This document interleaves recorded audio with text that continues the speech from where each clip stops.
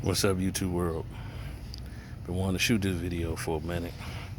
Talk about grudge racing. I see a lot of people on a lot of channels talking about why don't you have the clocks on and all this other stuff.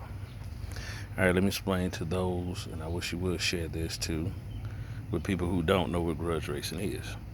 Grudge racer is someone who doesn't turn on the clocks. We race for money. It's basically legal street racing on the track.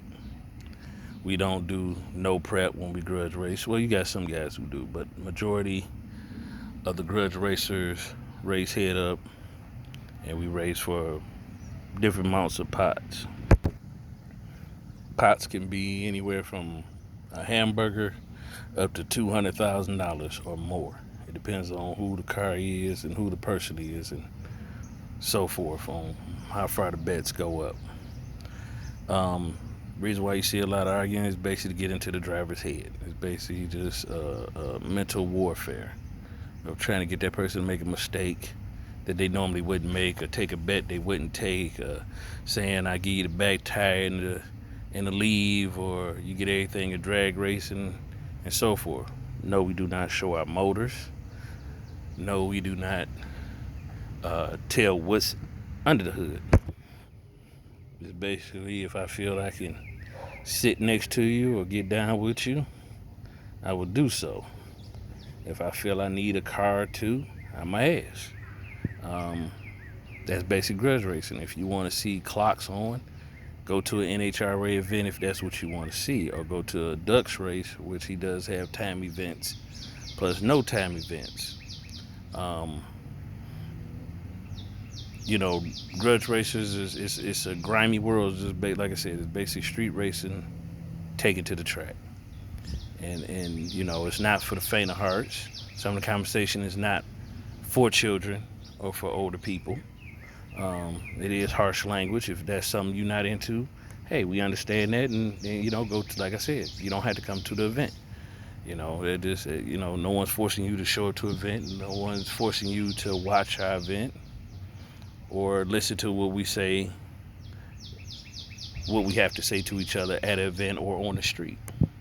Street racing, the same thing. Yes, there's a lot of conversation, a lot of negotiation going on before that, but I feel a lot of that conversation should be cut out when you're on the street, because you don't have all day to get down.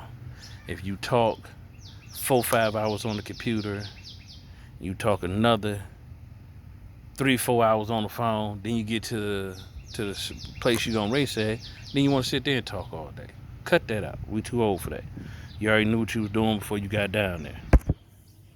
That's the new generation. Then you have what they call the guys who wants to come out and do donuts, which ruined what we was doing. Now, no, it's not like it used to be back in the day when you had slower cars. There is a lot faster cars out there now, but we try to be as safe as possible when we out there. Some people just don't understand that, and this young generation think that what they call sliding, basically we call it just big ass donuts, out there doing that, think it's fun. There's no driving skill to make a car go in donuts, period. That's why, this is the reason why they're building a task force to end all that, which a lot of guys who was on the street will be at the track, and which you can't blame them, because the younger generation messed it up for the older generation that was out there making money, and they did it as a hustle as far as really street racing, and they grouped that sliding, doing donuts, into street racing, which is not street racing. That's just I ain't gonna even say, but the older generation understand what I'm talking about. It's just foolishness, really, because you're going out there, you talking about you dealing with kids that never driven nothing fast in their life, and they think these cars that's from the factory is the fastest thing on the planet, and never been behind the wheel or nothing. And I had to tell friends of mine, you talking about people that went from a 17-second car to a high 12, low 12-second car, of course it's gonna be fast to them, because they don't know any better. But instead of them learning that car, they think, oh man, I just been driving 2 years, I know what I'm doing. And first thing they do is go out and kill some innocent person, and then other folks get lumped in with you, and we looked at in the wrong of grouped in with you guys, and we don't want that. Some of the areas that we used to frequent, now they want to do their road racing and all that, so we don't do that. Normally, when we out in the area racing, you won't have any crime. You won't have nobody raping nobody because we don't want the police there. So if we catch somebody committing crimes or anything while we down there, we gonna beat the dog living shit out of them. Or if you trying to rape a little girl or something like that, you're not going to make it out that area. Period. It's just we don't do that because we have kids and families and little sisters and nieces and all that other stuff. So we try to look out for stuff like that.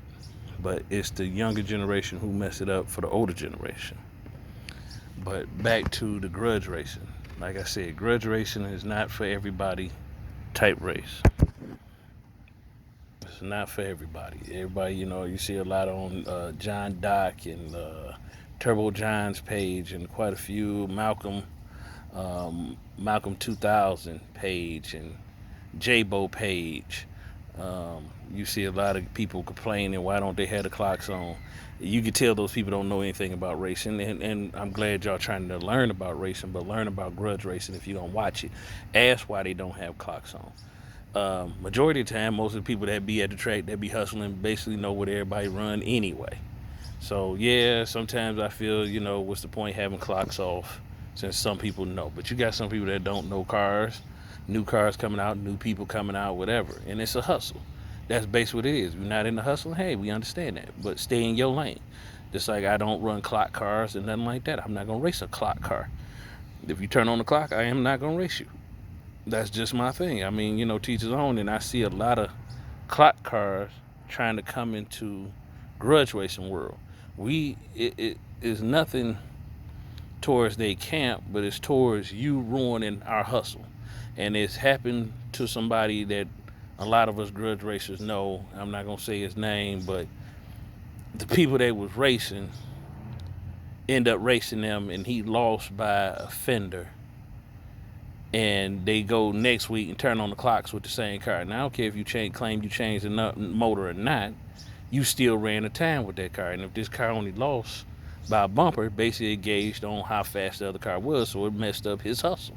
It messed up this man's livelihood, because that's the livelihood. Most of them racers make more money in a few seconds than most of you folks make in the last 4 years. And it's like, you took away that man's way of earning a living. And like I said, if you're not in the hustling, okay, I understand that, I respect that. But don't mess up nobody else's hustle because you're mad and you want to turn on the clock or whatsoever.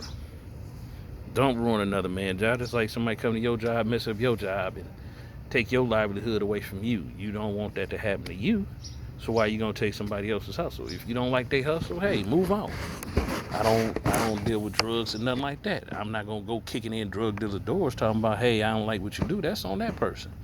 As long as it's not affecting my house, my address, my family life, or whatever, I don't get involved in it. I don't knock nobody else's living. But like I said, for those who don't know what grudge racing is, it's just a bunch of guys who feel that I want to race your car. I want to see what my car can do against yours. Let's put some money on the line. Got a couple people that want to race me now. Some people that, we had a little situation, whatever it is. And I ain't going to say a situation. Just two grown men having a heated debate about something that shouldn't even have went that far. But it is what it is, and then it happens. But you have to learn when to cut that part off and know reality from fantasy. It's a mind game. And that's all it is. It's a mind game, and you have to know how to play the game. If that's not a game you can play, don't get involved, because you got some people that's emotional and take it to heart. And those people don't need to be in the grudge game. It's a mind game not meant for everybody. If you take it personal, take it to heart, that's something you need not to be involved in your entourage too. You have to have control of your entourage, where they take it personal and ready to go to fight and pulling guns. I've seen that happen at tracks. People pulling guns over misunderstandings or taking something personal. If you are a personal person and you wear your feelings out on the sleeve, you need not to be in this sport. You need not to. If you cannot take Some things people shouldn't say to a grown man. The B word and all up in a man's face and all that. Yeah, that will cause a person to try to rearrange your configuration of your body and your face structure being in a man's face like that. Don't go to disrespecting trying to get a race on, because you can turn around and mess yourself up. Won't get no races because people won't race you because they don't want to be bothered with that mess. So people start avoiding you. I seen a lot of racers that used to be like that. Now they calm down now and they not talkative because they with some real good team members who pulled them to the side and had a conversation. You also have to be man enough to know when you're wrong and apologize. That's another problem with a lot of men. If you call yourself a man, you gotta know when you're wrong and apologize when you're wrong. It's not a sign of weakness, it's a sign of maturity. You have to learn how to grow up. You didn't make it till you're damn near 40 and 50s and your 60s to be still stupid like the young people be acting sometimes. Now, I'm not saying all young people, I'm just saying majority, because we all have those friends or know people that just beyond ridiculous and extra for no reason. So, you have to watch how you do things and how you maneuver, because one mistake can take your life away from you, end up in jail. You can end up in jail for the rest of your life because of your pride. There's so many people dead or in jail because of pride. You need to learn how to let some things go and keep it moving. you know. So just learn how far to take it. Watch before you try to enter and see what the game is. And like I said, grudge racing is no clocks. We don't run no clocks. We don't want no clocks. And we don't want no clock runners racing us because you messing up my money.